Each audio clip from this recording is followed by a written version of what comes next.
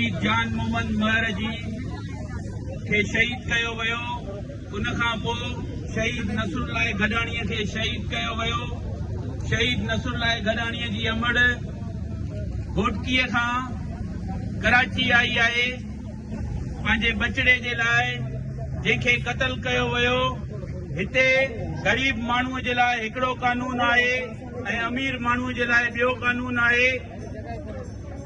अमा पठाणी पंहिंजे बचड़े जेको शहीद नसरुल्लाह गडाणी उनजो शहीद थी वियो, उनजे कातिलनि खे गिरफ़्तार कराइण जे लाइ घोटकीअ खां सिंध जी दिलि कराचीअ में आई आहे। असां उनखे यकीन था ॾियारिया आहियूं त GSN क़ौमी माज़ अमा पठाणी तोसां गॾु आहे। शहीद जे कातिलनि खे जेसि ताईं गिरफ़्तार न कंदा तेसि ताईं असां हर माज़ ते गॾु हूंदासीं। GSN क़ौमी माज़ के जेॾी महिल सॾु ॾिनो वेंदो अॻ खां अॻरी हूंदी ऐं अमड़ जे पोयां हलण जे लाइ तयारु हूंदी। प्रिया कुमारी जंहिंखे 32 महीना गुज़री चुका आहिनि, हिन महिल ताईं हुनजो को ॾस पतो कोन्हे। मासूम प्रिया कुमारीअ खे जल्द खां जल्द बाज़ियाब करायो वञे ऐं जान मोहम्मद महर जे कातिलनि खे गिरफ़्तार कयो वञे। सिंध हिन वक़्तु तमामु ॾुखी सूरत हाल मां गुज़री रही आहे।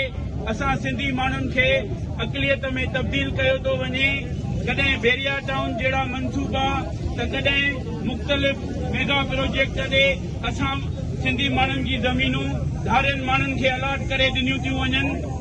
असां सभिनी खे गॾु थियणो पवंदो। मंशात एतिरी वधी वई आहे जो नौजवान नस्ल जी ज़िंदगी तबाह थी रही आहे। मासूम ॿार जेॾी महिल उन्हनि खे अस्पतालुनि में खणी था अचनि त अस्पतालुनि में दवाऊं न आहिनि। उन्हनि अस्पतालुनि जे नालनि ते वॾियूं वॾियूं बजटियूं अचनि थियूं, उहे सभु खादियूं थियूं वञनि। असां चवंदासीं अमा पठाणीअ खे अॼु यकीन ॾियाराईंदासीं, कराची सिंध जी दिलि आहे। कराची तव्हां सां गॾु आहे, सॼी सिंध तव्हां सां गॾु आहे। ही जेको शहीद नसरुल्लाह गडाणीअ खे शहीद कयो वियो, असां तव्हां सां गॾु आहियूं।